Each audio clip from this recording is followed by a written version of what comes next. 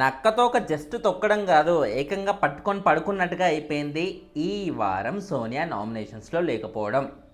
లిటరల్గా actually last week Sonia, Shekhar Basha and బేబక్క వీళ్ళు ముగ్గురు డేంజర్ జోన్లో ఉండేది. వీళ్ళ ముగ్గురులోంచి ఖచ్చితంగా ఎలిమినేషన్ ఉంటుందని డౌట్ లేకుండా ఈజీగా తెలిసిపోయేది సిచ్యుయేషన్.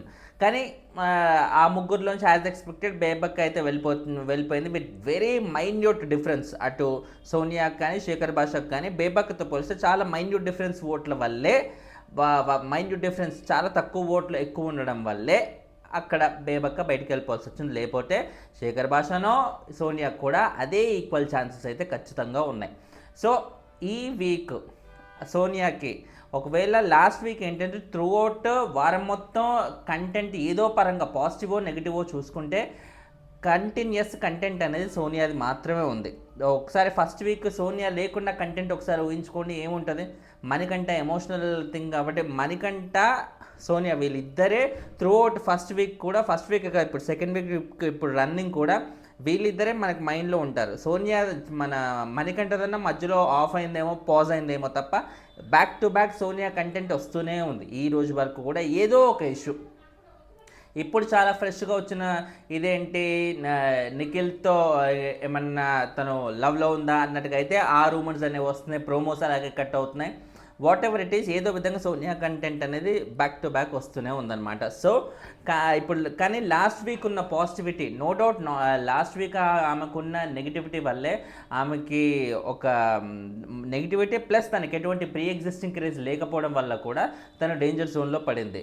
ఒకవేళ లాస్ట్ వీక్ బేబక్క లేకుంటే మేబీ సోనియానే బయటికి వెళ్ళిపోయే ఛాన్సెస్ 99.9% కూడా ఉన్నాయి. బట్ ఈ వీక్ బేబక్క ఎలాగో లేదో ఆల్రెడీ వెళ్ళిపోయింది కాబట్టి ఒకవేళ సోనియానే ఈ వీక్ నామినేషన్స్లో ఉంటుంటే ఖచ్చితంగా బయటికి వెళ్ళిపోయే ఛాన్సెస్ బాగా ఎక్కువగా ఉండేది. ఎందుకంటే ఈ వీక్ ఇంకా తనకి నెగిటివిటీ బాగా పెరిగింది.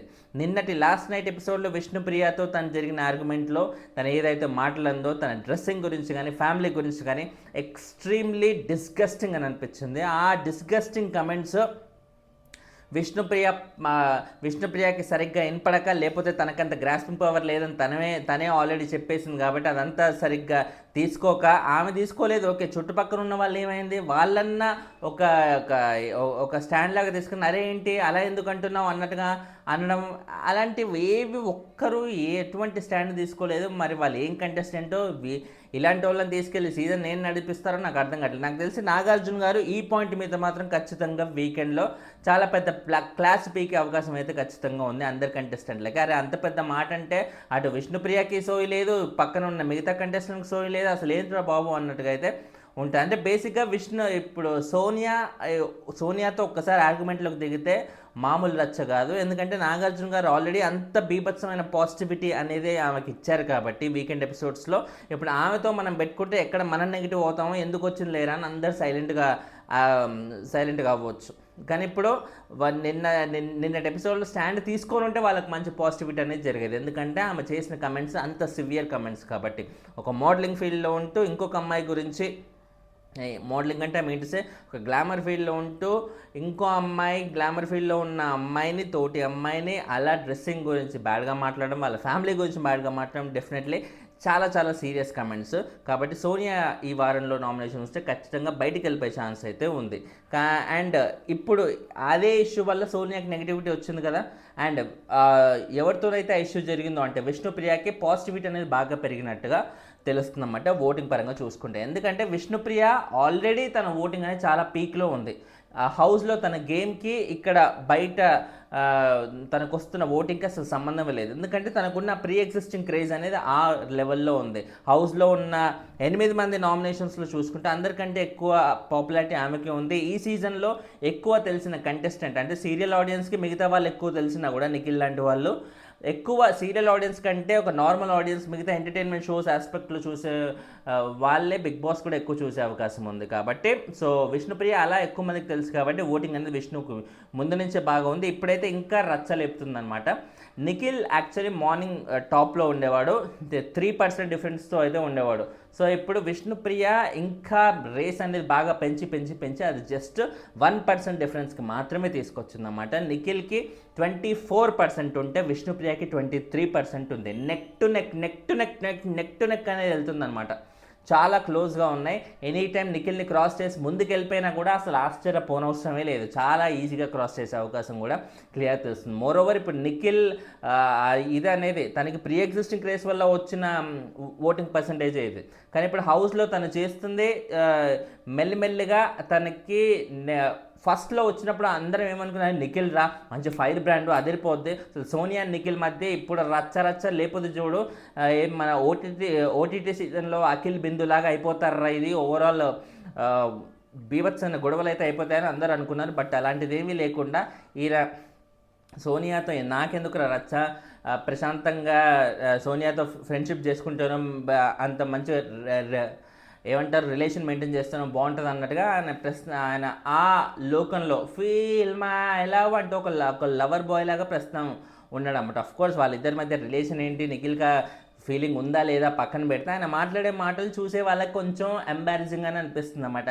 అరే ఏంట్రా నీ చేతులు ఇంత బాగున్నాయి, ఇంత మెత్తగా ఉన్నాయి ఏంట్రా, ఇలాంటివన్నీ మాటలు ఇప్పుడు ఏమంటారు, ఇప్పుడు బాలకృష్ణ గారి సినిమాలు మనం చూస్తుంటే ఏమనిపిస్తుంది, ఆయన సినిమాలు అంటే మన దృష్టిలో ఏంటి, కత్తి తీసుకొని 40 మంది నరుక్కుంటూ వెళ్ళిపోవడమే. ఆయన సపరేట్గా వచ్చి ఇట్లా రోజుతో పట్టుకొని ఐ లవ్ యూ అన్నట్టుగా అంటుంటే మనకి ఎలా అనిపిస్తుంది, ఎంబారసింగ్ అనిపించేది. ఇప్పుడు నిఖిల్ని చూస్తుంటే కూడా అదే ఫీలింగ్ అనమాట. సో అది సో ఆ ప్రీ ఎగ్జిస్టింగ్ పర్సంటేజ్ అనేది ప్రస్తుతం ఉన్నా కూడా ఓటింగ్ ఎనీ టైం విష్ణుని క్రాస్ చేసి విష్ణు కంటే డౌన్ అయ్యి వెళ్ళిపోయే ఛాన్సెస్ అయితే ఖచ్చితంగా కనపడుతుంది. Vishnupriya peaks plus Nikhil dips రెండు ఒకే వీక్లో ఈ వారం మనం చూడబోతున్నాం. ముందు let's wait and see for that. And Manikanta third పొజిషన్లో ఉన్నాడు 15% ఓటింగ్తో. అండ్ వీళ్ళ ముగ్గురికి మాత్రమే ఒక స్టాండర్డ్ లెవెల్ ఆఫ్ ఓటింగ్ ఉండి ఖచ్చితంగా ఈ వారం వీళ్ళ ముగ్గురు అయితే ఎలిమినేట్ అయ్యే సమస్య లేదు అనిపించే ఒక స్టాండర్డ్ ఓటింగ్ అయితే ఉందన్నమాట. సో మిగతా వాళ్ళకి ఆల్మోస్ట్ సిమిలర్గానే దగ్గరగానే ఉన్నారు. ఆల్మోస్ట్ 1% 2% డిఫరెన్స్ తప్ప అసలు పెద్దగా తేడా లేదు. సో ఈ మిగతా అంటే 8-3 ముగ్గురు మాత్రమే ఖచ్చితంగా గ్యారంటీడ్గా సేఫ్ అవుతారు. అది నిఖిల్, విష్ణుప్రియ, మణికంఠ. మిగతా 5 రిస్క్ అనే చెప్పాలన్నమాట. ఎనీ టైం వీళ్ళ 5 ఎవరైనా వెళ్ళిపోవచ్చు. సో ఈ వారం ఎలిమినేషన్ అనేది చాలా ట్రిక్కీగా ఉండబోతుంది, ఎందుకంటే 5 షేర్ చేసుకోబోతున్నారు డేంజర్ జోన్ని.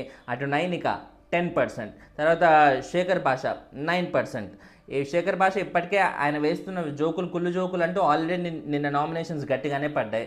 బట్ అటు సోషల్ మీడియాలో కానీ బయట కానీ శేఖర్ భాష ఆ జోకులు, కుళ్ళు జోకులు అంటూ ఆటో పంచులు అంటూ ఏదో విధంగా ఆయన జోకులు అలా ట్రోల్ అవుతూనే ఉన్నాయి. ఆ ట్రోల్ కూడా ఆయనకి ఒక మైలేజే తీసుకొచ్చి ఓట్ల రూపంలో రాలితే మాత్రం డెఫినెట్లీ శేఖర్ భాష ఈ వారం కూడా సేవ్ అయ్యే అవకాశం అయితే ఉందన్నమాట. ఎందుకంటే శేఖర్ భాషను ఎవరైనా అరే ఏంట్రా పిచ్చి జోకులు అన్నట్టుగా విసుక్కునే కంటే కూడా ఎంత సిల్లి జోకులు ఏంట్రా బాబు అన్నట్టుగా నార్మల్గా రియాక్ట్ అయ్యే ఆడియన్సే ఉన్నారన్నమాట. నార్మల్గా రియాక్ట్ అయ్యే వాళ్ళు ఓట్ వేయకపోవడానికి పెద్ద ఇదే ఉండదు. వాళ్ళు వేయాలనుకుంటే వేస్తారే, జోకులే కానీ కుర్రోడు మంచోడేరా అన్నట్టుగా ఒక పెద్దరికంగా ఉన్నారా అంటూ ఆలోచించే వాళ్ళు ఖచ్చితంగా శేఖర్ భాషకు అయితే ఓట్లు వేస్తారు. సో 9%తో శేఖర్ భాష 5th పొజిషన్. తర్వాత ఆదిత్య 2% డిఫరెన్స్ ఉంది, ఆయన 7% ఉన్నాడన్నమాట. తర్వాత సీత వచ్చేసి 6% అండ్ లాస్ట్ పృథ్వీరాజు 5%. సో వీళ్ళ 5 నైనిక, భాష, ఆదిత్య, సీత, పృథ్వీరాజ్ ఎవరైనా వెళ్ళిపోయే ఛాన్స్ ఉంది. ఎవరు వెళ్ళిపోతే నిజంగా అసలు ఎటువంటి ఇంపాక్ట్ ఉండదని మీకు అనిపిస్తుంది? నా దృష్టిలో మాత్రం నైనిక ఇప్పటి వరకు ఆల్మోస్ట్ 0 కాంట్రిబ్యూషన్ చేసింది షోలో. మేబీ తను టాస్కులు బాగా ఆడొచ్చు, కానీ టాస్కులు బాగా ఆడితే మనమే ఒలింపిక్స్ దేనికో పంపించచ్చు, కానీ బిగ్ బాస్లో మనం చూడాల్సిన అవసరం లేదు కదా. సో తన వాయిస్ అనేది ఎక్కడ వినపడలేదు, గట్టిగా మాట్లాడలేదు, కంప్లీట్లీ 0 అనమాట. బట్ మిగతా 4 పోల్చుకుంటే నైనికకే ఓటింగ్ బాగుంది, అదేంటో మరి. సో ప్రీ ఎగ్జిస్టింగ్ క్రేజ్ ఏమైనా ఉందా, లేకపోతే ఇంకెవరన్నా ఓటింగ్ నామినేషన్స్లో లేని వాళ్ళ ఓటింగ్ ఏమైనా నైనికకు పడుతుందా, రకరకాల క్యాల్కులేషన్స్ అనేవి ఉన్నాయన్నమాట. So let's wait and see వారాంతంలో ఇంకెన్ని చేంజ్లు అటు ఇటు ఓటింగ్లు షిఫ్ట్ అవుతాయో. అఫీషియల్గా నైట్ నామినేషన్స్ ఎపిసోడ్ పరంగా కంప్లీట్ అవుతాయి కాబట్టి అఫీషియల్ ఓటింగ్ అనేది నైట్ ఓపెన్ అవుతుంది. హాట్స్టార్లో అప్పుడు ఓటేయండి.